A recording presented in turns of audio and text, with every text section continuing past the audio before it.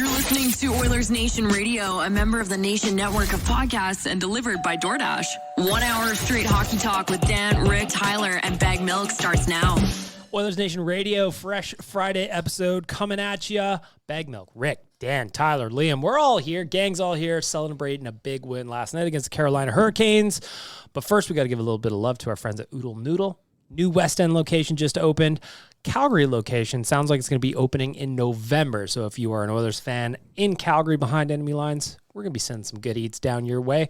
As we do every week, we start off with a delicious debate for our friends at DoorDash. Liam, please, fresh one. Ding dong. Tyler, what do you got for us this week? Delicious debate. The Oilers are 2-2 through their first 4 games.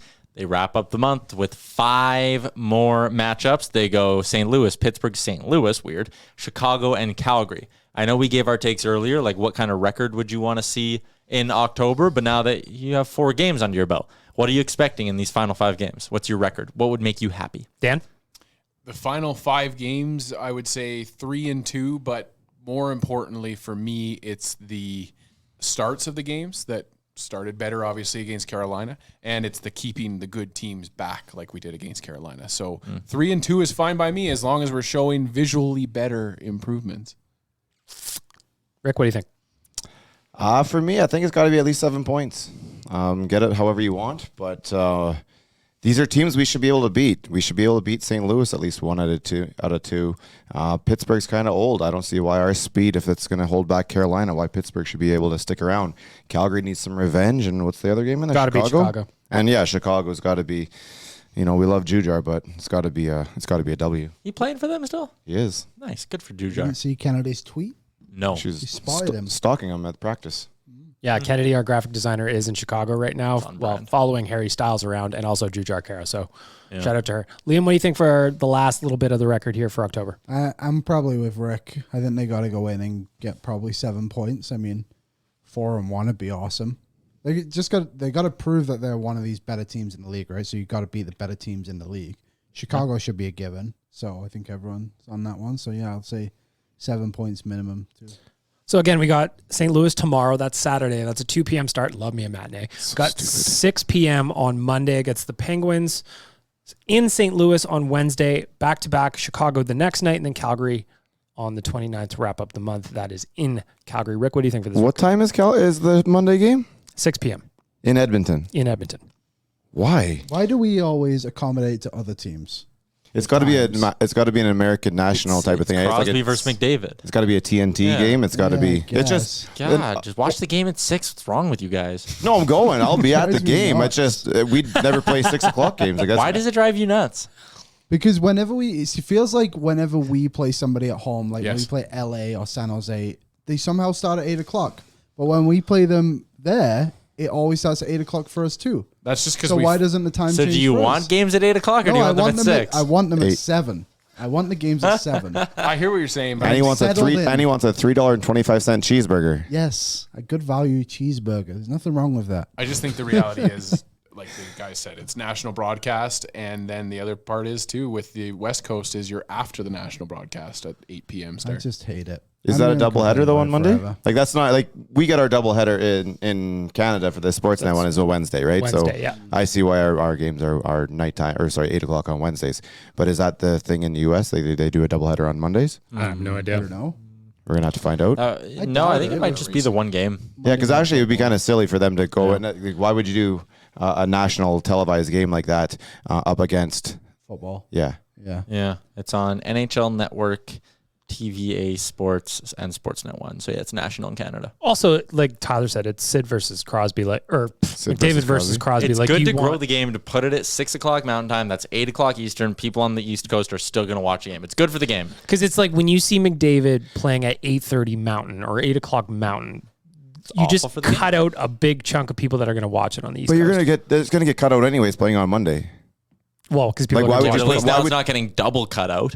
Well, it's interesting because like the NFL, they're basically taking over the entire week. Because are they not doing a Friday night game coming up here right away on Amazon? No, they're doing a Black Friday. The Black next Friday year, game. starting next year. So the NFL is trying to take over the whole calendar. No, here. that is Amazon keeping people in the house instead of going shopping. This way they buy their shit online and watch football at the same time. This is fucking genius by Amazon.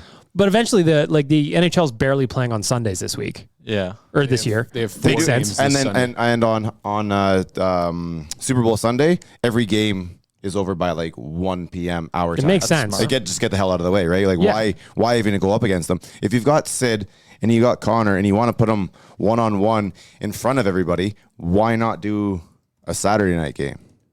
The NHL made a concerted effort, I think. I wish that we would have heard this from the league at some point, but it feels like when you look at the NHL schedule that, like you guys mentioned, our Sunday schedules, the NHL Sunday schedule goes for the next foreseeable future of Sundays. There's 5 games this week, 5 games the next week, 3 games the week after that, 6 games in the middle of November, and then 2 games towards the end of November and 5 games. So I think that they've registered and they understand. Stay away from Sundays.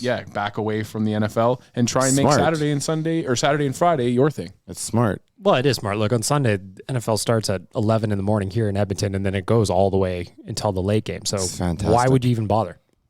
Which reminds me, we've got one trip available to Vegas. Nationgear.ca, Dan. We've got one left. We are going to be there for, is it Wild Card Weekend? Yes. Woo!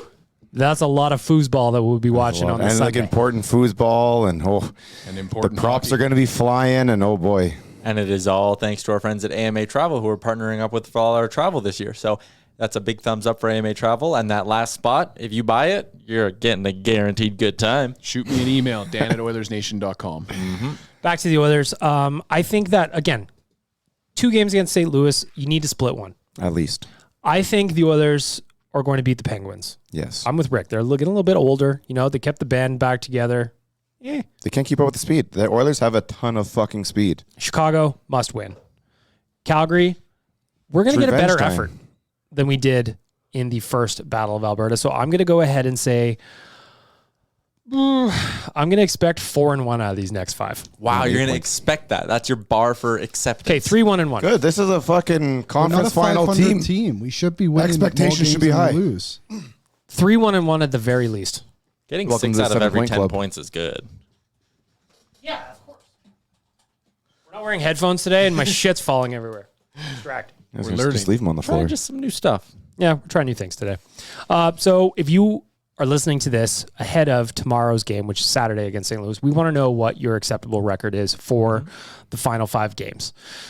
I don't really put too much stock into what happens in October, generally speaking, but you also don't want to be shitting the bed like the Vancouver Canucks either. So we've got some big games coming up here against some good teams. Measuring stick games, maybe. Like, I want to see how the Oilers match up against St. Louis. So let's look at tomorrow's game a little bit. 2 p.m. start, matinee. I was very confused when I saw it on the schedule because I just assumed Oilers at home Saturday. We're playing the late game on Hockey Night in Canada, but way It's she not goes. even hockey day in Afternoon Canada. beers. I do like afternoon beer. So what's everybody, since we face them twice in the next week, what's everybody expecting from St. Louis tomorrow? I don't think quite that they're quite the same team that won the Cup a handful of years ago, but they're still going to fuck you up if you make mistakes. They're a really good team, but I have a lot of confidence in the team we have right now, and there's no reason why we can't go out there and beat them by a couple goals on tomorrow. Yeah, they're a team that's just solid and plays a good structured game. And yeah, for the Oilers, you just have to break through that and not get frustrated because we've seen that against a team like Buffalo. And I'm not saying Buffalo is the same ilk of St. Louis, but Buffalo just walked through Calgary, and everyone says is the greatest team in the world. Yeah, Buffalo just walked through Alberta and just made like Eric Comrie revenge tour through Alberta. But I just think that this team has a tendency or has the propensity to get down on itself if the pucks aren't going in. And so, yeah, I just think that we should be able to beat any team like St. Louis. But this team, especially early on, has been able to beat itself a little bit. So I just want to see them come out and do a concerted or consistent effort against that team and keep them back. That was the big thing against Carolina. Anytime Carolina fought back into that game, the Oilers were pushing them right back again. That for me, like last night's win against Carolina, that makes me feel better about just going into the next run of games. Not that I was worried. We talked about it earlier. Just where's your panic level? I'm still at 0, still was at 0. But having the Oilers come out, beat a good team like Carolina. By how many times one goal, too. Like, shut down a 1-goal game, essentially. Well, and also they grabbed the first goal of the game. Zach Hyman got himself on the board. Love seeing that. They didn't give it up from there. Carolina was never able to tie the game from there. And I think that that's something we haven't really seen over the first run of games. And I hope that the Oilers can carry that confidence forward into tomorrow. What are you expecting from tomorrow Liam. I can't believe St. Louis has only played twice. That was my biggest shock. They've only played 2 games, and we've played what now? This will be our 5th. So maybe you can kind of catch him still in preseason mode a little bit. Catch him flat-footed, you know what I mean? Like, Yep. Did they start the season in Europe? No, they No. didn't. No. I looked. They Nashville. played Columbus on Saturday the 15th, then they played Wednesday. So I think all the other teams just played Wednesday, Thursday, Friday, and they didn't. Tough building availability at the Purina One cat food arena or whatever The they're Scott Trade Center. It used to be owned by the cat food company, though, right? Not in my time, I don't think. It's the Scott Trade something. Most likely is in your time. We saw how old you were the other day. It's true, you did say that. Kind of like Carolina, though. They haven't played anybody. Well, like Columbus and Seattle. last night, Carolina, they started the season 3-0, but the teams they played were, Not great. they're not great. So they had a challenge last night against the Oilers. Oilers And handled failed. it well. They failed. They failed at their challenge. I want to talk a little bit about last night's game because first of all, there was a couple of guys that got on the board that really, really needed to be. Tyler, what do you find over there on that naming rights? In that arena? Ralston Purina acquired the St. Louis Blues national hockey team. So they didn't own the arena, they own the actual whole damn team. So the cat people own the team. What year was this, Tyler? Let's go on. 77. I was right. It was before my time. But impressive. I think they still own them, yo. Yeah, but they never once named the arena the Purina. Well, the good news about cat That'd be food incredible. is you need it always. Someone named Tom Stillman. Why don't they call owns their them now. arena the litter box? Oh, that's a good name. We're going to make it our own personal litter box. Not Saturday because that's at Rogers, but the next one, next week. And it's the litter box. I want to talk about a couple of things from last night. Evander Kane got on the board, needed him to. He got a bunch of chances against the Sabres, couldn't cash any in. Glad he got his first last night. Zach Hyman got his first last night. Happy to see him get on the board. Those two should be off and rolling. Another guy who I thought had a good game despite his numbers or his box score not necessarily looking all that great was Jack Campbell. Only finished with a .900 save percentage against the Carolina Hurricanes, but I'm thinking about that one sequence in the second period where he made probably 2, 3, 4 just grade A saves. Let's stretch across to his glove side. Just ridiculous. So I want to just touch on Jack Campbell real quick. Early days, what are we thinking there? I think Leafs fans, it's easy for them to look at his numbers and laugh at us on Twitter and be like, oh, 508 goals against average. Their fucking goalie isn't sucks." going to play for 6 weeks. Well, they are. There's that. And also, okay, maybe Campbell hasn't had his signature game yet as an Oiler. But Or he's had signature saves that kept us in the game, kept us winning the game. Against Vancouver, bad start, 100%. Was great down the stretch and late in the second period there. Big reason why they won.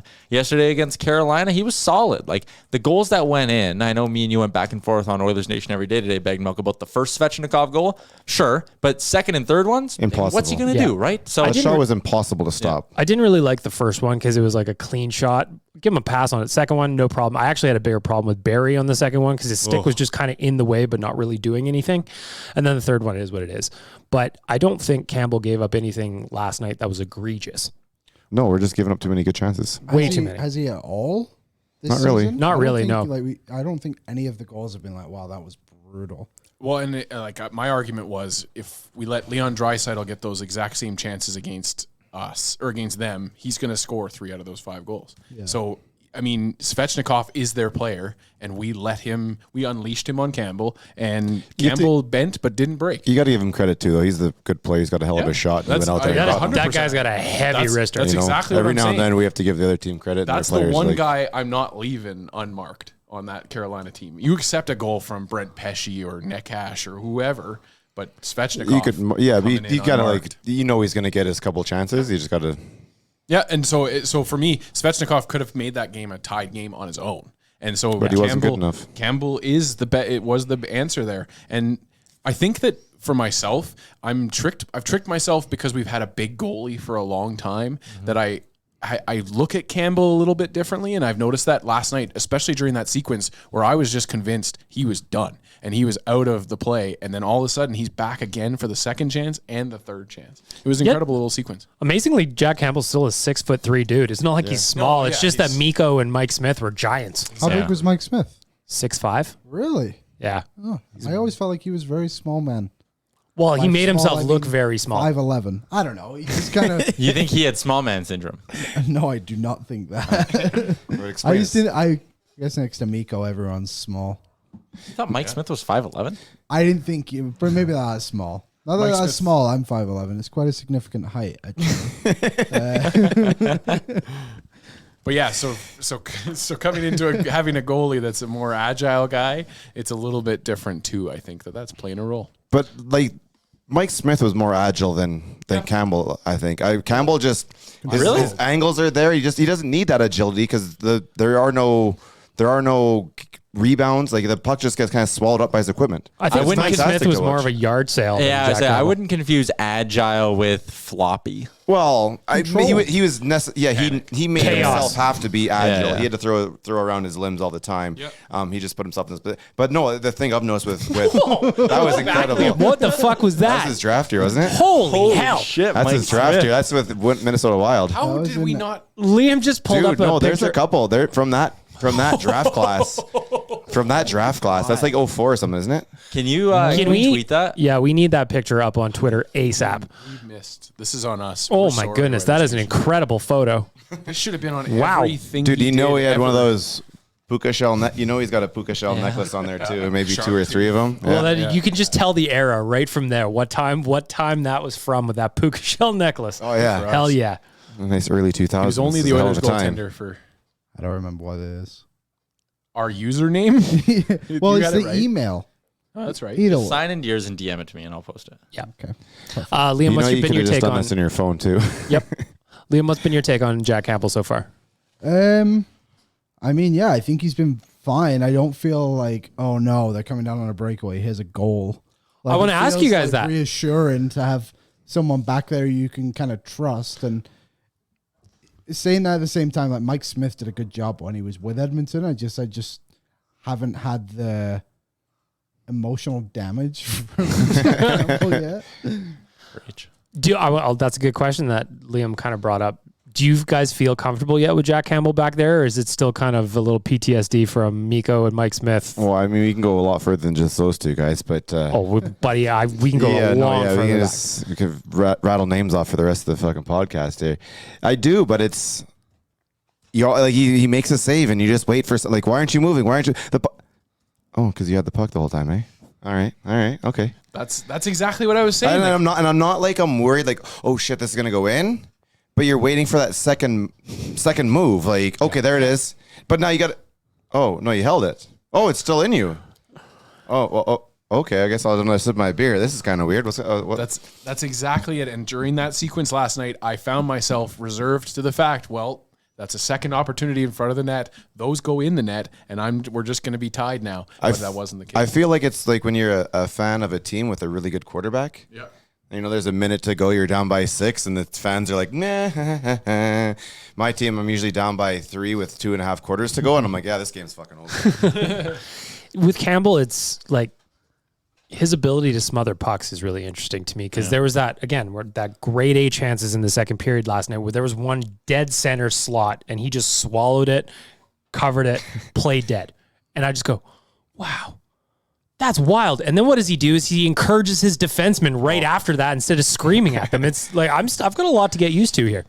You grew up playing hockey in the late 80s, early 90s too. Yes, Like that yelling at a multi-million. We got yelled at when I was 9 years old. Oh yeah, I got yelled at a lot. that stuff never really fucking bothered me when people bring up the Mike Smith. It is what it is. Trust me, I've gone through much worse of that when I was fucking 8. I remember playing Bantam and having a clipboard thrown at me. Oh, dude, like That happens now. I think you deserved it. 10, man. I probably did. I was like 10 and 11 playing 2 teams in the same organization with the same level and everything because we had so many kids. So you had an automatic rivalry. It was the Edmonton Oilers and Flames right away. Yeah. And like parents hated each other. It was Those are good. intense, man. It was like, 1990 was a fucking weird time. Another guy I want to talk about. How could I not? Huge night last night for my boy Ryan Nugent-Hopkins. He was arguably He does everything you want him to do. That's what he does. His hand in all the cookie jars. He's got 5-on-5. He's got a shorty. He's got power play. Like that's exactly what he does. And I still don't understand why people don't see this. a lot of people, I think, all they look at is the box score or the points. And with Nuge, like last night, he got 4 points, and you go, fuck yeah, Nuge, that was a big night. But then there's other nights where he doesn't get a point, and he's still doing things right, and that just goes He's just not unnoticed. hitting the stat sheet on those nights. So My boy last night, he's got 5 points so far in the 4 games played, 2 goals, 3 assists. I need a big season from Nugent-Hopkins because he's got some people that are doubting him after some 2 quiet years. I heard Tyler talking about it on Oilers Nation every day a little bit. Shooting percentage way down over the last 2 seasons. If he comes back up to normal, is it crazy to think that he could hit 70 points for the first time this year? I don't think so. No, it's 1 more point than he's had. Yeah. Tyler? Yeah, man, I'm with you. I mean, you're off to a good start when you pop 5 points in your first 4 games. Granted, 4 and 1. Big four of them coming in 1 game. But I pointed out in an article and on my show that it's a shooting percentage thing to an extent as well, right? Like regression upwards to the mean. Last year he shot 7.1%. Like that's way lower than he's been in any of those past years. And in all those years, he's on a 20 to 25 goal pace. And I don't think it's totally unreasonable to expect that he'll get back to that level. So, yeah, I love what we saw from the Nuge last night. And I think it's just the beginning of a really good year for 93. I loved that shorthanded goal that Ryan McLeod scored last night. Bouchard, hell of a pass to get it up there in the first place. And then Nuge with just the perfect sauce right to McLeod. Great finish through the legs. Liam, what did you see from RNH last night? Saw him play well on the second line. I feel like that's where he should almost just stay now. That's where he feels most productive is on the wing rather than down the middle and just kind of see. Also, his face-off stats just aren't there. Yeah, like he just doesn't, and it's an important part. And Draisaitl's all right. Like, yeah. And he's still a secondary centerman at that point. So if Leon gets kicked out, you still have a legit centerman to put in there. Well, and at that point too, like the NHL's so fluid these days, like those guys are weaving back and forth in positions anyway. Yeah, and you just got to put players in positions to succeed. And if that's where he needs to be, then that's where he needs to be. Like I don't expect a 4-point night every night, obviously, but every third night. Yes, I demand it. of course. I was I thinking demand every it too. other, but either way, like. I think he'll just be a more consistent player playing in there with Draisaitl and who's on the other side? Was it Yamo? Yeah, like maybe that's the line. And we saw it, right? Nudramoto. It's worked before. The line that worked before, maybe it's back and they should keep rolling with it. It makes him more dangerous. Rick, you're at the game last night. RNH thoughts? Like I said, man, he just did everything that you want him to do. He hit the scoreboard in all 3 different aspects of the game. He's that type of player. He's that Swiss Army knife, and he just had a really good game in every aspect out there. And finally, it was visible to those who can only read a stat sheet. Another guy I want to talk about that I had a good night last night that I actually didn't have on my list, but I was thinking about Tyler's show, Oilers Nation Every Day. You talked about Warren Fogle on the show having a good night and how you expect him to be the next player that maybe kind of starts to pick it up a little bit. What's your thinking there? Yeah, I look at him and I thought he had a couple of really nice chances against Carolina. And I don't know, it's just last year he was inconsistent. I won't even say he was snake bit last year. He was inconsistent. Didn't bring it physically all that often, struggled to finish off chances a lot. But I look at him and I go, he's a guy who's got skill. Like we see it when he does score, like a lot of times it's skilled goals. Yep. And I looked at what he did against Carolina and even going back to the loss to Buffalo, Calgary to an extent, I feel like he's starting to get engaged more physically. And when he's getting engaged physically and he's running around a little bit, laying the body, it opens up space for his teammates and there's more scoring chances when he's on the ice. His shooting percentage is another one that could probably go up. There probably is some positive regression to be had.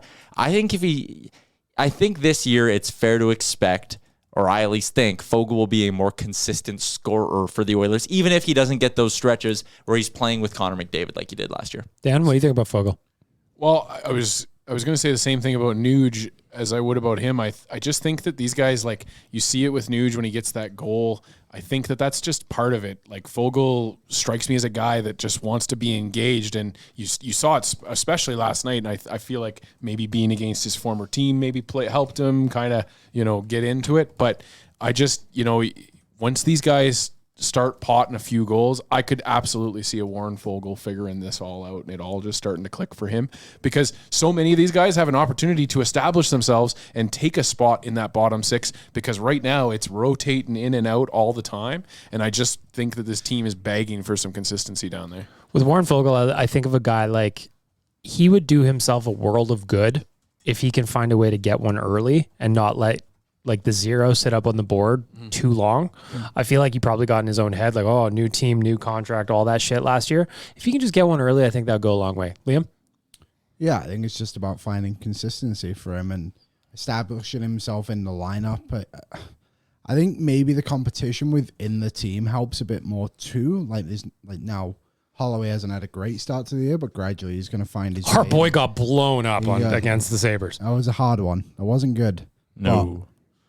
But I think that helps, and I think maybe that's what pushes him to get to the next level, and maybe that's what he's kind of seeing right now is I've got to, like, he's not producing, but he's playing well.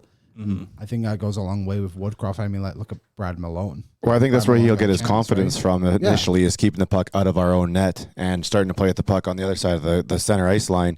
And when that starts going, then you start to get a little, grip your stick a little lighter, and that's when the puck starts to go in the net. And I think that can happen for a lot of guys in the bottom 2/3 of the lineup. I want to see this third line stay together for a bit, and that's So part of you're the reason. talking Cloud, Fogel, and Poole. Yeah. I just think you look at that trio there. If Fogel can be the shit disturber, lay in the body, first guy in on the forecheck, Ryan McLeod, speedy centerman, Jesse Puljujarvi, the defensive conscious / guy with the most offensive skill, the guy who's best capable of being an offensive play driver. I just think those three, if you give him enough time to figure it out, there's potential with that to be like a really damn good third line. I think Fogel's got to find himself, once the puck's in the corner, he's going to find his way to the front of the net because a guy like Puljujarvi is so good at keeping everybody off that he can stick his ass around and then find a puck out to the front of the net. And then you just got to, at that point, you need to start banging those home. No better insurance than a good third line, am I right? Unfortunately, you can't quite get a good third line from our friends at Cornerstone, but they do have everything else. Auto, residential, commercial, life insurance. CornerstoneINS.ca. Pop onto the website, submit a claim, get a quote, anything you need right there. That's exactly how Tyler insured the Nation truck. Cornerstone Insurance is kind of like having a good third line, right? Like you're the driver, you're the first line, your vehicle's there, that's line number 2. And then when something goes wrong and you need line number 3 to step up, that's Cornerstone. CornerstoneINS.ca. Go get yourself a quote today. Save a little bit of money on your insurance. Citizens of the nation, click the About. There's a button right there to get a discount just because you're listening to this podcast. Easy. CornerstoneINS.ca. Got to talk about a little bit of injury news / roster updates. Philip Broberg got a bunged up shoulder. I can think of no better way to welcome him to the Oilers organization than some kind of shoulder injury. Pretty sure that's called initiation. Yep. So he will be out until at least next weekend. He is currently with the Condors. That hurts. We were expecting, his name was kind of written in to start the season. Didn't really have a great training camp preseason. There was a lot of hope in trying to write that name in. Yes. And they actually came, I'm pretty certain it was Holland who came on and said he has to play his way off the team. And unfortunately, he kind of did. Well, he's going to take a little extra time here because he's bunged up. So he's down in Bakersfield. He won't play until next weekend. Mentioned Dylan Holloway on, what would that have been, Tuesday. Man, Ilya Lyubushkin just lit him up after what I am going to say is a suey from Warren Fogle. Yeah. Well, you know what? So I was thinking about this too. And a lot of times you see them fire the puck up like that. And then instead of spinning and turning, so he's on the left side, right? Yep. You stand there, you face the boards, and you just deflect the puck off the boards and down. And I kind of think that's where, and they do that a bunch, right? So I kind of think that's what the mindset of Fogle was at the time. And Dylan you decided to try and take it up the middle and got to pick it up sideways, like you said. Hockey, man. I thought it was I needed to see a second look at that hit because it was so big but no, it was a clean hit, man. Yep. Holloway has just made a few decisions in his rookie year so far where he pays for it, whether it's a giveaway or it's a hit. It's learning. Like you said, it's learning, and next time he's probably going to be the guy that taps it up the boards and doesn't take that huge hit. But he's getting welcome to the NHL lessons all over the board in the first 3 games. But I've noticed that in a lot of the things so far because the Tage Thompson goal on Leon, not a real name. Everybody gave Leon shit. And so he's sitting there. It's 2-on-2. They're coming back, right? So, but he sees, Nurse is skating backwards. Nurse sees Leon there. So he's waiting for Leon to come back and steal the puck. He doesn't get a chance to do it. And at that exact point, Thompson starts to cut across the ice. And if Nurse stands up and gets in front of him, he's probably got his arms there and he's getting a holding call of some sort. So he can't do anything at that point, and then credit Thompson for getting outside of him and bringing it back in and tucking it around the goalie. So everyone sat there wanted to hang a Nurse out. Dude, it was that's the kind of way it went. My problem with Nurse on that play was just how far he backed in on. See, and I think that he was doing that because he could see Leon coming back, and Leon, 98 times out of 100, steals that puck. I think that was also just rust because the gap control on the Woodcroft-led Oilers last year was way tighter than it is right now. So I think it's just a little bit of rust. Boys have to get up and running. There's probably some of that there. Yeah. Has to be. Back I to will just go to that Fogel jumping in, being the first guy to get on Lyubushkin. You have to. Yeah, oops, sorry. You have to. That's on me. That's the exact same thing as Nurse when he gave the puck up at the blue line and then was the guy who coming back and got there. And everybody gives Nurse shit for the giveaway and not a whisper about getting back. And actually, that was an incredible play by him. I think Nurse has actually been really good. He is. Like way Really? better. Well, I mean, compared to what we saw in the playoffs when his leg was basically Yeah. falling off, like he seems to have recovered pretty well, and like he has 2 goals in 4 games. Yeah. No, know, I think not he's paying him to score goals. Well, Of course they are. You did pay him to score goals. He scored 16 and you paid him. But Yeah, of course you're paying him to for score all goals. the 9.25 tweets out there. We can't go and hork off this dude. No, you No, can't. no, You're no, right. no, no. You can't. We've seen this. We know exactly what it is. We fed it, and it's terrible. So you won't see that out of me. That's for sure. I just can't make that mistake twice. Me neither. I'm not interested in it. I'm getting away from whipping boy culture as much as I possibly can. Back to Holloway for a second, though. He's going to be out until at least. But he's going on the trip. Yep. So the Oilers are taking him on the road trip with him. So they've got what do they got? 2 more games at home, and then they leave on the road trip. I'm guessing probably Tuesday. Holloway will join them in St. Louis, Chicago, and Calgary. Whether or not he plays, we will find out. But it's a good sign that he's on the trip. Because I'm not going to lie, he got leveled like that, and I just went, oh boy. And then he left and didn't come back. I was like, fuck, man. But I don't think it's that. It's tough to actually say this, but I don't know if it's concussion issues. Like I don't know. Like maybe he got his bell rung enough to like be in protocol and just kind of keep an eye on it, and nothing's really surfacing. So I think that's where he is now. When you get hit like a truck like that, it could be all kinds of things. But he's- Whiplash, it's neck, it's back. Yeah, but it's he's thick. shoulders, He's yeah. thick. You need like How many C's? buddy. He's 3 or 4. Nice. Yeah, that upper. Yeah, I'm sure it takes a lot to fucking move his head like that. So as a result, the Oilers are still playing shorthanded on the roster. I gotta love that cap situation, you know? Gotta love that cap situation. Daniel Nugent-Hopkins from The Athletic, just going back to Broberg really quick, says Broberg has an upper body injury, has been skating with the Condors all week, questionable for the weekend, almost certainly will play next weekend. Perfect. Got an interesting DM from Gabe, a listener named Gabe, who wanted us to have the conversation about how patient do we have to be with Philip Broberg. You know, are you disappointed he didn't make the team at a camp this year? Do the Oilers need to hold on to him, or do you maybe view him as more of a trade chip because he didn't come in this year and make the team? I mean, I said it for the last 2 years. I'd be trading Broberg. It's not because I don't believe that he can be a contributor on this team. I just believe that the Oilers Stanley Cup window is open right now. And if you can get a better defenseman that can help today in 2022 on Friday, October 21st, and he's part of the deal going out, I'm doing it. That's just it. It has to be for a better defenseman that kind of suits that position today better than he does. If we could use Philip Broberg as part of a trade package that maybe, say, pushes Kulak down to the 3rd pairing, now we're talking something. Yeah, like and I'm moving Broberg if 2A, that's part of the deal. Yep. But to ask that question about whether we're going to deal Broberg like we did Samorukov, no.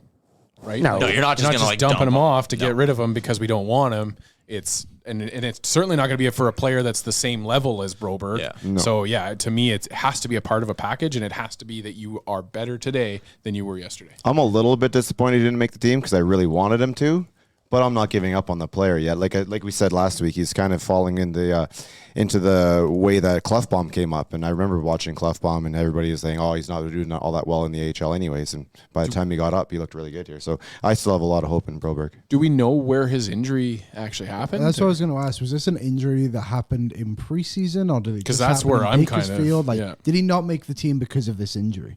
That's a good question. Because if it is, then, Why aren't yeah. people asking these questions? The That's other why they week, listen to us. last Sunday, sorry, I just got to go on a diatribe. We had how many reporters complaining about there were 0 games in the NHL that day, and not one of them thought to reach out to the league and get a comment on it? Like, it's so silly to me that we're just like, oh yeah, he's injured. Okay. What are they going to say though? Well, but like, ask the question, and then if they're not going to say it, then they're not going to say it. But at least ask the question. Or put me in the room and let me ask the question, because I'll ask it. Especially with St. Louis only playing 2 games. That is kind of weird. You just have questions. I have questions. On But the I'm sure there's Broberg- reasons for why St. Louis is there. Yeah, it just seems weird. Because we always had the time where, like in Edmonton, we were always PBR. on. Yeah, we had the CFR, and then you go back long enough. In March, they had the Shriners Circus, so the Oilers were always out of town around halfway through March, and Maybe the so maybe the St. Lunatics are doing a residency at the yeah, it could be, whatever. yeah. Nelly's not getting on Then why aren't stage. they on the road? Goddamn cat. Well, then it doesn't. We would go on the road. But then you just kind of like they get it soft, and then they'll figure it. Like they just seem doing this, making the schedule's got to be one of the hardest things in the world to do. There's got to be so so much math and shit. 32 in that, teams, 82 games. Like fuck. 0 games less than a week into your season is silly. Without an explanation. If you're going to just say, listen, we wanted to give the NFL its thing, then that's fine. But for me, I don't think we can just keep and to bring it back to Broberg, it's a real legitimate question that I have. I was going to come back to Broberg though. It's a real legitimate question that this fan base should have. Was he ready to play and he was hurt, or is he hurt? Yeah, that's what I would ask. And also, I don't think. Well, he played up until like the last few. We would have preseason known games. something. But was he? Yeah, he did, We but would I have just known mean, something. Or you would have didn't make seen the roster. like. But I wonder if it the was just, training like, would have been lingering. different, or he would have been going through rehab of some sort that they would have seen. Like They're not gonna sit there and be like, oh, he didn't make the team because he's hurt. Like I don't know. They're not. But maybe you ask the question and maybe you get him to answer it. Did he play in Bakersfield already? No. Hasn't played at all. My take on Broberg would be, I don't think anyone has established themselves to play on that third pairing right now. So why not just play him when he's healthy to see if it actually works? Well, yeah, I and think you better? put him down. You put him down in the AHL. You let him get Yeah. healthy. Give him a couple minutes down there, a couple games, and then you bring him back up again. But if, I don't know, someone like Jacob Chikrin, for example, becomes available and they're like, we want Broberg and this, and this, then you have to consider it. It's about getting better. And does Broberg make you better, or would someone like Chikrin make you better? I believe that I think both. they I are think now it's in a both. position where they'll be a little more willing to move him. They may not say it on in front of a camera or anything like that, but I think right now the fact that he did not crack the lineup right away, I think you could see them probably, if Chikrin was a part of a deal that they wanted Broberg, I think it'd be a lot more opportunity to move him now. Yeah, I think that's right too. Tyler, what do you think, Philip Broberg? Yeah, I'm kind of on the same boat as you guys. Like if we get to the, I'm not giving up on Philip Broberg to the level of like trade him for Susie or a rental at the deadline. Like, hey, that's dumb. I'm not on the level of like Samarikov or No. But like, yeah, he's not untouchable anymore. And I think with Kulak and Nurse signed long term on the left side, he can be again a little expendable in a deal for the right piece. Especially if Niemelainen keeps playing well. Well, yeah, if Niemelainen keeps playing well too, but I'm talking about like a move for a Chikrin and a move for a Fair. Chikrin-esque left-handed D-man. You're not sitting there being like, God, no, we need Broberg to pan out to be that top pairing guy. Like, no, if you can get a legit impact top 4 guy right now, you move Broberg for him. But we're still in the position where we'd have to juggle some more stuff because of the cap. But by the way, I really hope things are going to go the way the rumor is right now, that it might go up a couple million this year. Yeah, Frank Saravalli. What did he say, Tyler? So basically there was the pandemic related debt between the owners and the players, and they didn't think it would be paid off until like 2024, but it's going fast enough where it might get paid off sooner, as in it might get paid off by the end of this season because things are going so well from a revenue perspective. That is huge for us. So the cap is going up guaranteed $1 million for next year. If this debt gets paid off in full, it needs to be in full, it'll go up as much as $4.5 million. That's a big difference. That extra massive for $3.5 us. million, that suddenly maybe you go long term with Bouchard. Maybe you go long term with Bouchard and McLeod with that extra $3.5 million compared to what you thought you had For sure you do. going into the summer. So, or maybe you add a $3.5 million defenseman with that newfound money. Like there's a bunch of ways you could go. The interesting thing though is Frank says it needs to be paid off in full. But I also think there's a bunch of incentive from both sides of this thing To get this done this year so they can get on to the fucking... If you're the higher PA and the NHL sits there and goes, the debt's not paid off, $80 million. If you're the PA, why wouldn't you just pay that? Because if every team has $3.5 million, that's over $100 million going towards your There's players. definitely some fuckery they're going to do there. Or if you're the owners even, and it's there's close. there's a couple owners out there, especially the one in town. They'd be like, "How much do you guys need?" And what do I get to spend all of a sudden? Am I get here's the fucking paycheck. There you go. Take that over there and let's go with the cap. And okay, Mr. Holland, do your thing. Here's a nice thumb little drive loan. full of Bitcoin from Daryl Cates. Just like get this cap shooting up a little bit. Yeah. So, yeah, it'd be great for the Oilers. It'd be great for a lot of teams, but the cup contenders especially would benefit from this. Other news, yesterday, the reverse retros officially got released, even though we've all kind of had a look at pieces and leaks, especially here in Edmonton. We've kind of had an idea what the Oilers reverse retro is going to look like for a while now. My question just for you guys is just winners and losers. Who do you like? Who do you dislike? I'm just curious your thoughts. Doesn't really matter where we start here. There is one obvious winner, and the rest you can filter down however you want. But the obvious winner is the warm-ups or practice for the Philadelphia Flyers. With the Cooperalls, or that's just amazing. Just at the end, just shut it down, contest over. Those are the winners, walk away. So the thing that bothers me about the Cooperalls is that they're only wearing them in warm-up. So Frank Saravalli from dailyfaceoff.com. They're not safe. They're unsafe. But like, come on. How? We've You had can't create the new 30 fucking years to figure it out. I guess they're so slippery on the ice. You like crash into the boards and shit. You hit the ground. You like Let's make it's like them a slip and slide. Track pants. Let's make them a little more abrasive then on the crazy outside of the carpets pants. used to have in elementary school. Exactly. Let's make them a little bit more abrasive. Let's get the Cooperalls back. Tape some sandpaper onto them. There's Come no on. Something can be done. Come on, now. Surely This we've is got the 2022. technology to do There's this. no way those are very breathable these days. I don't care about that. They look Create great. that too. Yeah, we just get They can speed just be, holes. They can be like the tearaway, so they'll snap every couple inches. You get Guys ripping down the ice. Could you imagine? Could you imagine? Yeah, but could you imagine how nice that would feel? The like air conditioning. Do you got anybody you hated though, Rick, on these jerseys? Like I get old and grumpy on this, so there's a bunch that I'm just like. There's a bunch of teams that really miss I the just mark. don't think a lot of them are great, and I like anybody who just puts their name, like their city name on your it jersey. sucks. I'm not a big fan of Like, that. tell me the difference between the Detroit and the Chicago jersey. They're the exact same. Yeah. They're the same, and then we've seen the Maple Leafs logo. Like I said it before, I'm fairly certain this is the Nikolai Borishevsky jersey.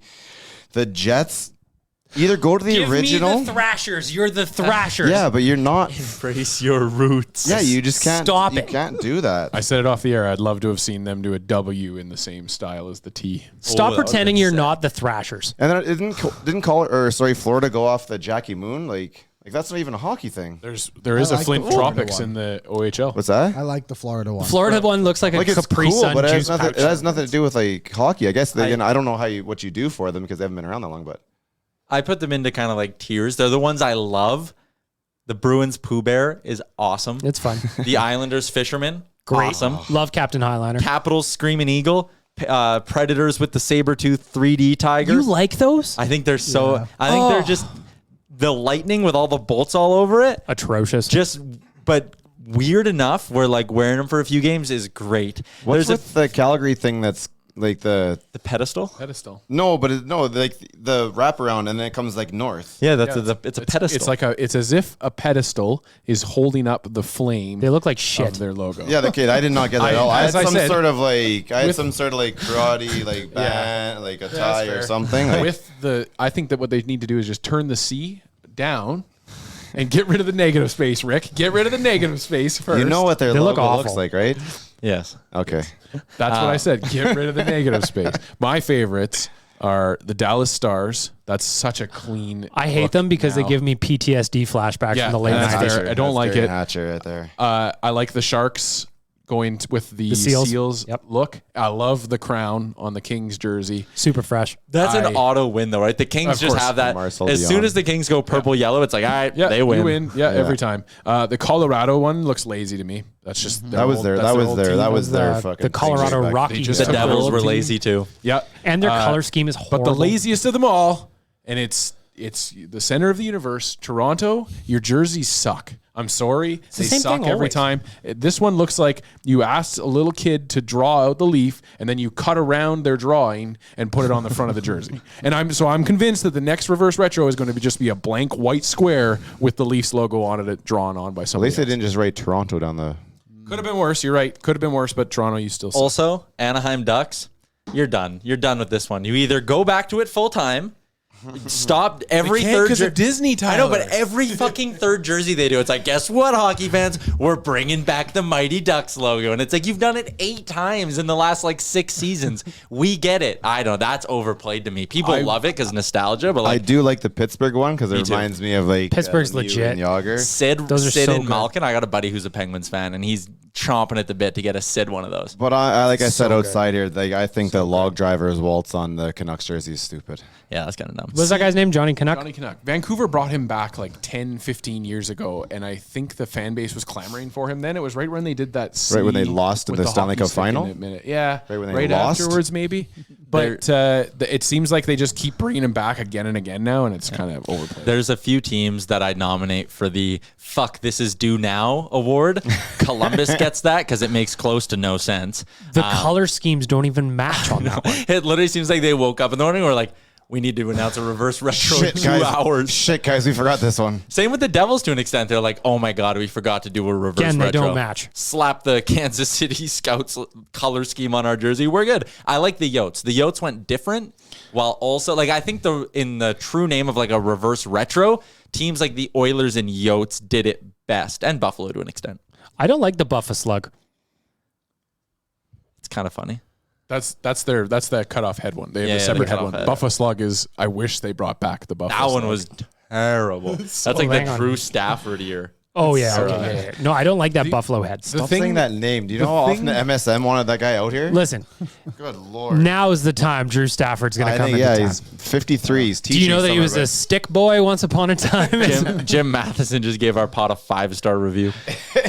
Here's a couple that I really like. Washington Capitals, Yep. awesome. Yep. Go back to the Eagles. One I don't like, Montreal Canadiens, you're so fucking boring. But I get it. The logo, iconic. Some We of those all teams get won't- it. Yeah, they won't change it. We do not care. Minnesota, I like the North Stars colors. Give me the North Stars logo. Just use the jersey like Carolina does with Hartford's. Seattle Kraken, you got no history. I get what you did with the Yeah, just wear Metropolitans. your normal jersey. Who cares? Give me the Supersonics.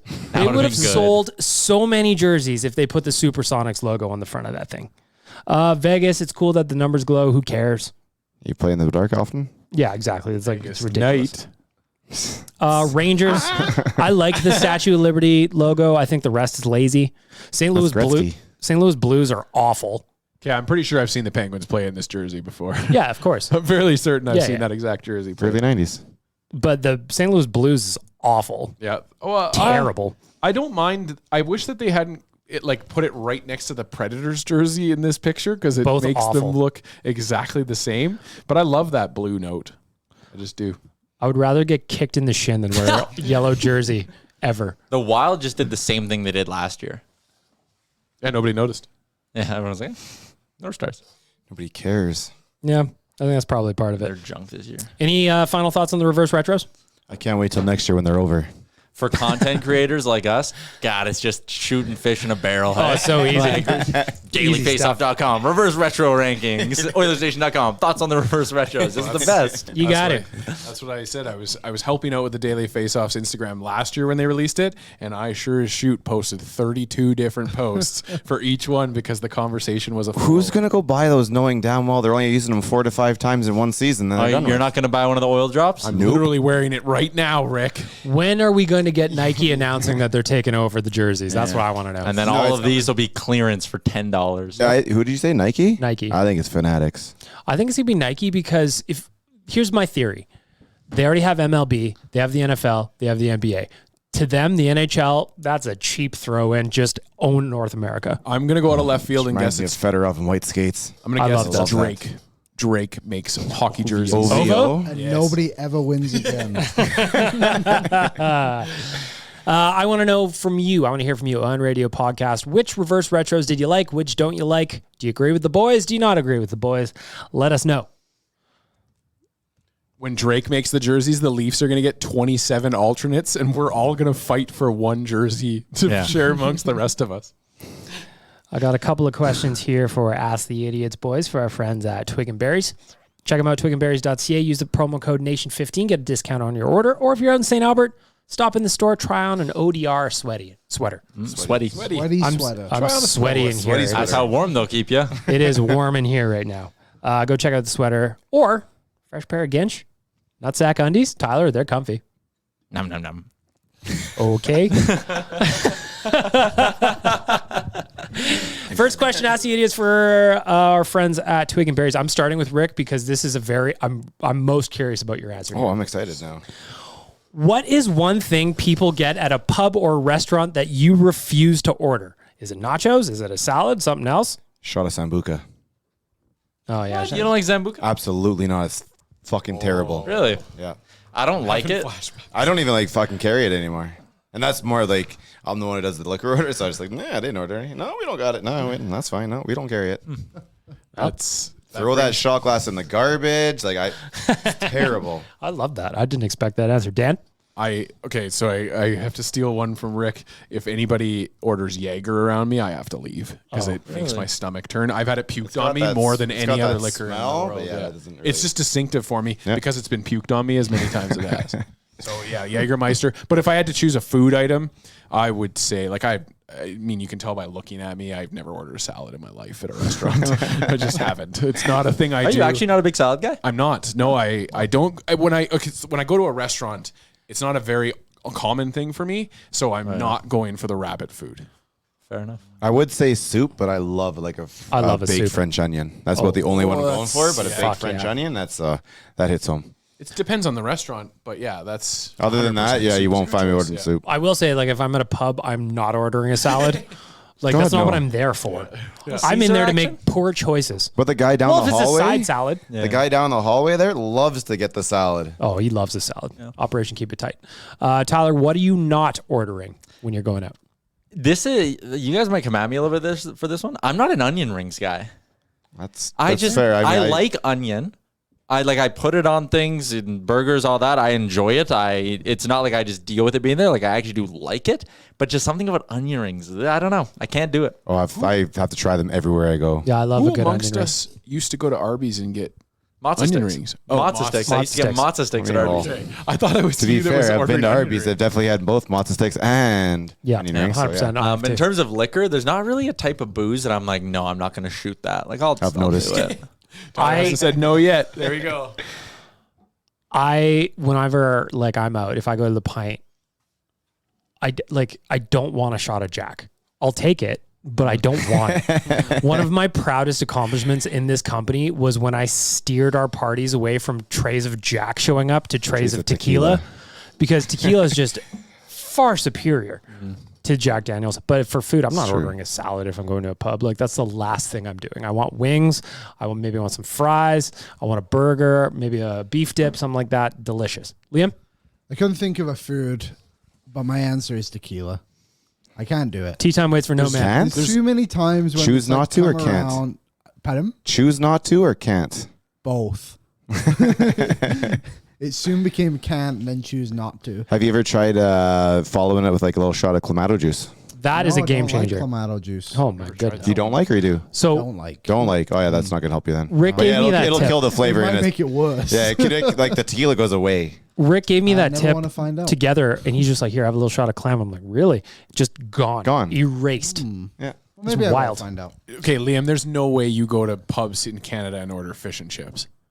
No, I don't. There you go. There's your answer. Also, can't wait to see you at the Christmas party.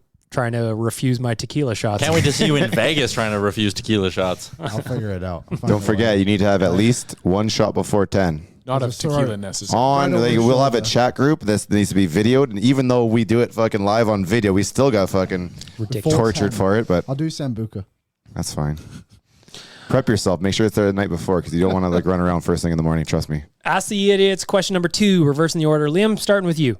Which hosing of the Oilers by the NHL was the most ridiculous? Was it 1, the draft picks that they had to pay for coaches and GMs that were released from their previous team?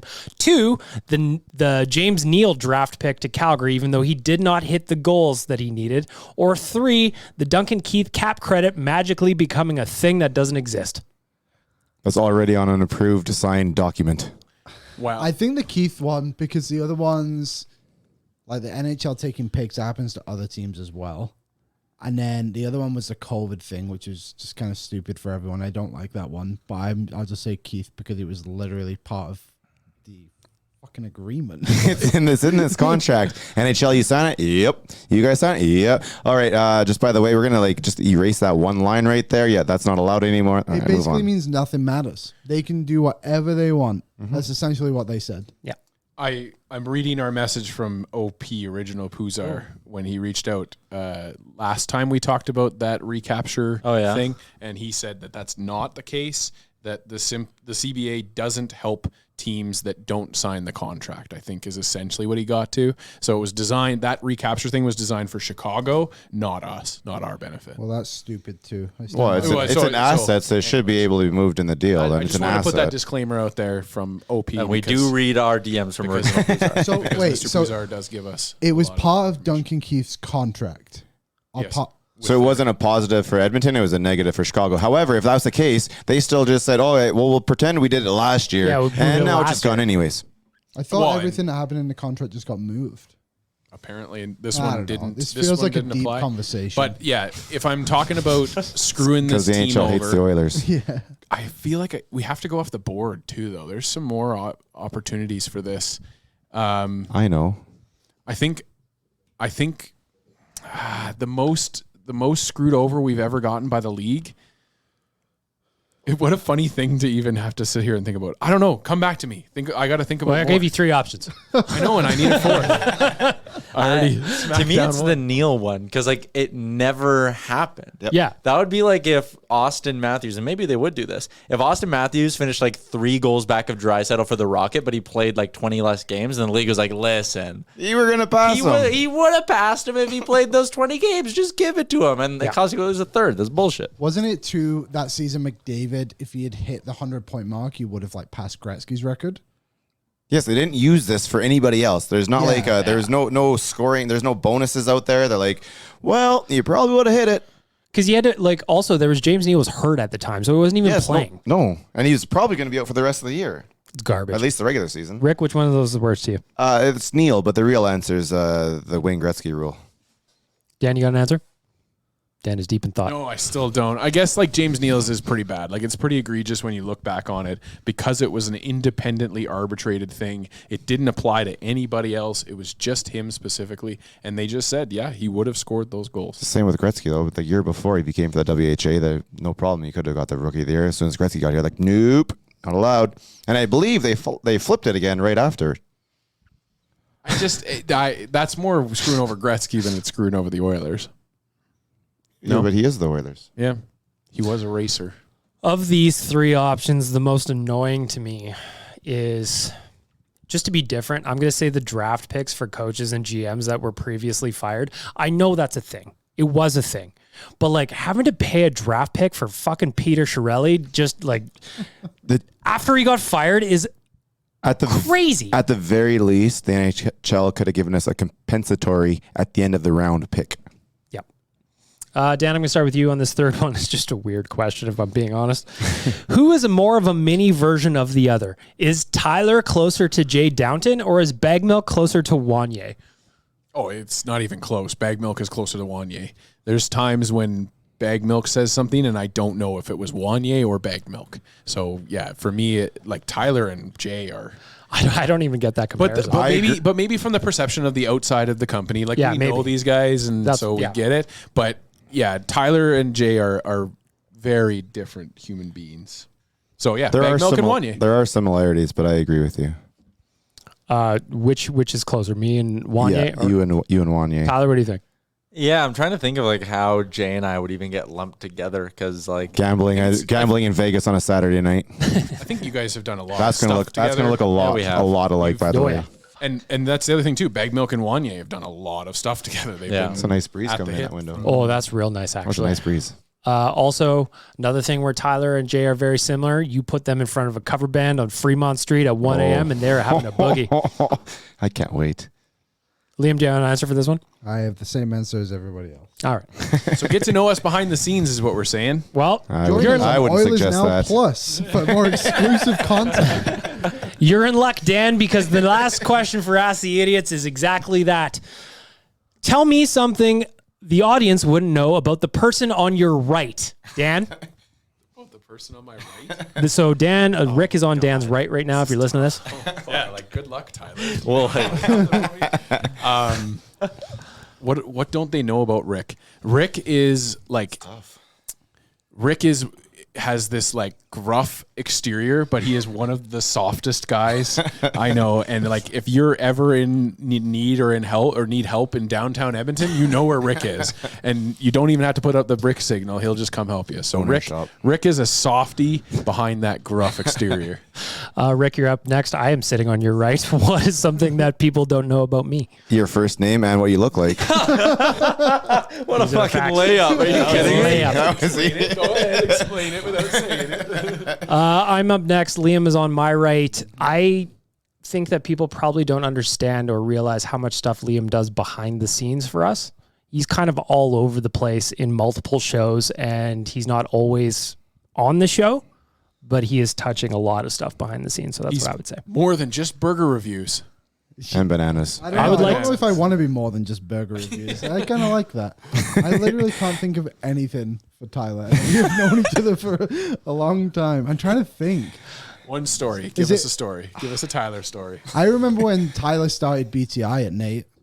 That was our old junior hockey blog. Yeah. Wow. But yeah, so that was kind of how Tyler and I started becoming buddies, and we used to write these articles, which is my idea, and it was a bit stupid, but we did this thing where we would compare players who was like, it was going to be like a bracket to like who's the best in the NHL, and I had like Jamie Benn and Tyler and like Sidney Crosby, and I had to talk about how Jamie Benn was going to be better than Crosby. And I remember one time I went to Tyler's house for a fantasy baseball draft, and one of his buddies was like, "So, tell us how Jamie Benn's better than everybody in the league." But nice to meet you guys. You found one of the 3 listeners. That was awesome. I'm going to eat a banana.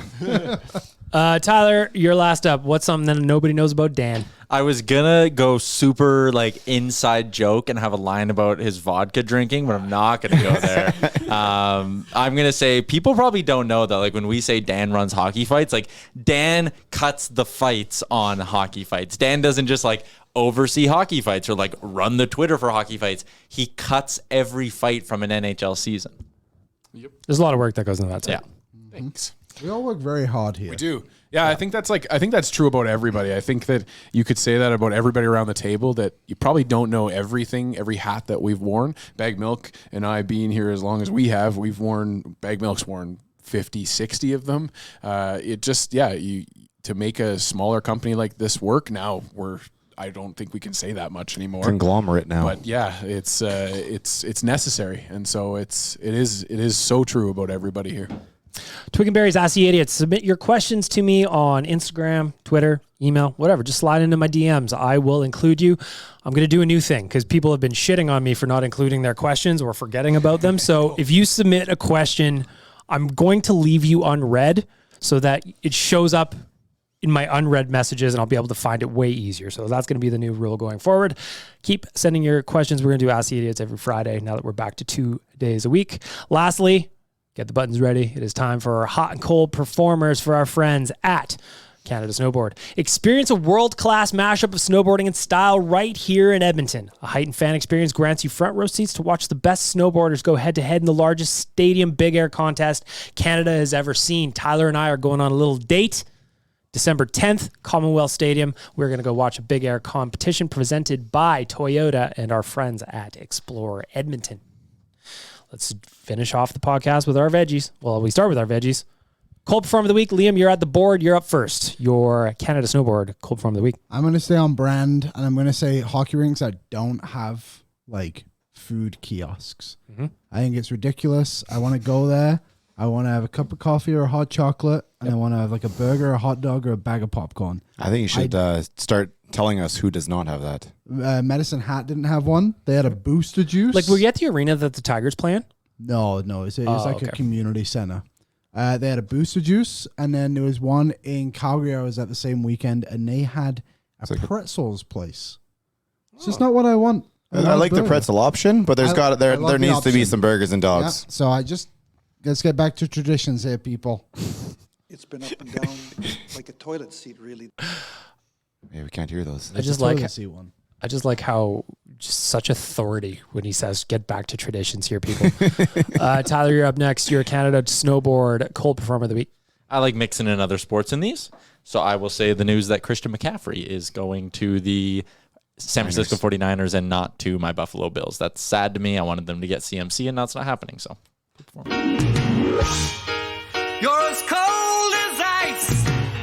Nation Dan, your Canada snowboard cold performer of the week. Well, he ducked the matchup of the Battle of Alberta against us, and so I'm going to give it to one Jacob Markstrom.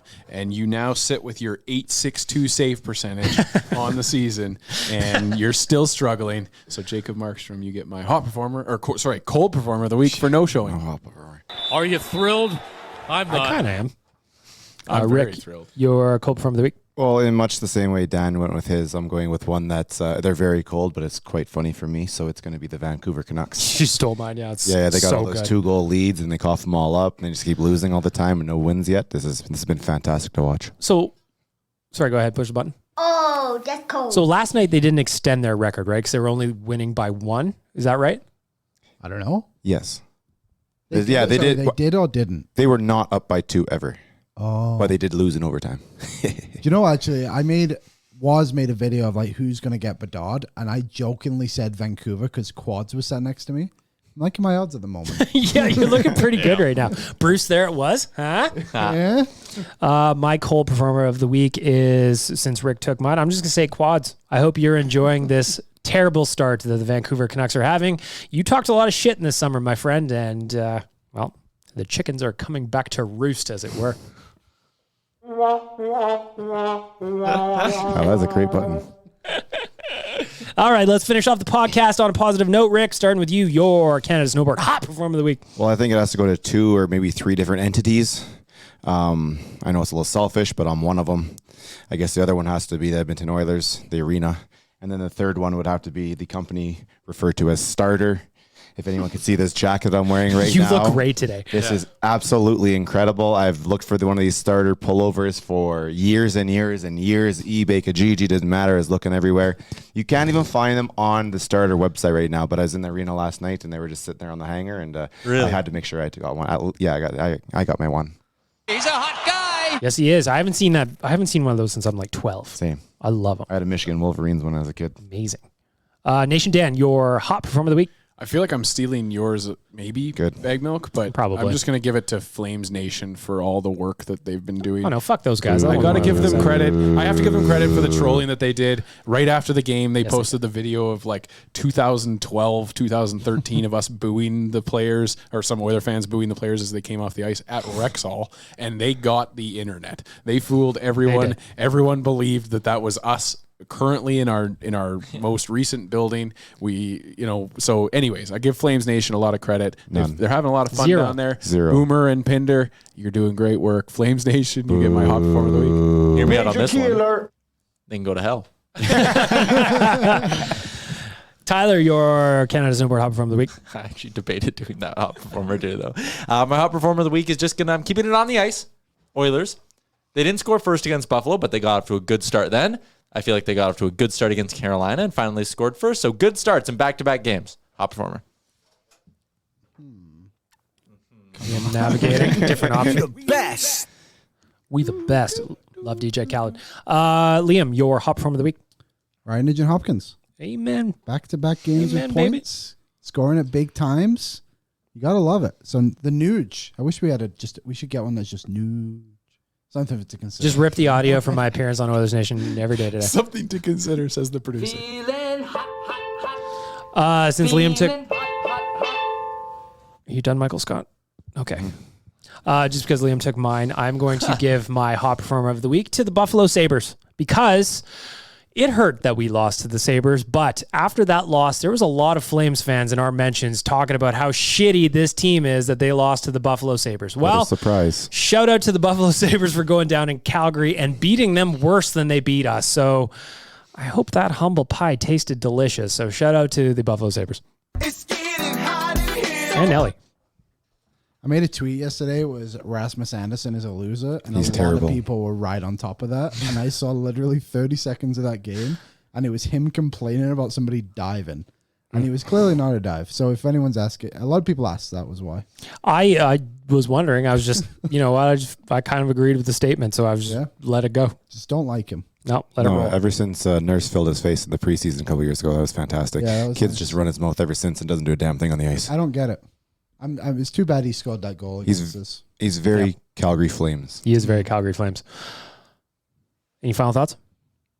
We good? Fuck the Flames. Fuck the Flames forever. All right, Oilers Nation Radio, it's a wrap. I want to thank DoorDash, Oodle Noodle, Cornerstone Insurance, Canada Snowboard, and Twig and Berries for making it all possible. And most importantly, you for listening. Now up to twice a week. We will be back on Tuesday. Have a great weekend, everybody. Shout out Ash. Thanks for listening to Oilers Nation Radio, delivered by DoorDash. Don't forget to hit the subscribe button and give us a follow on Twitter and Instagram.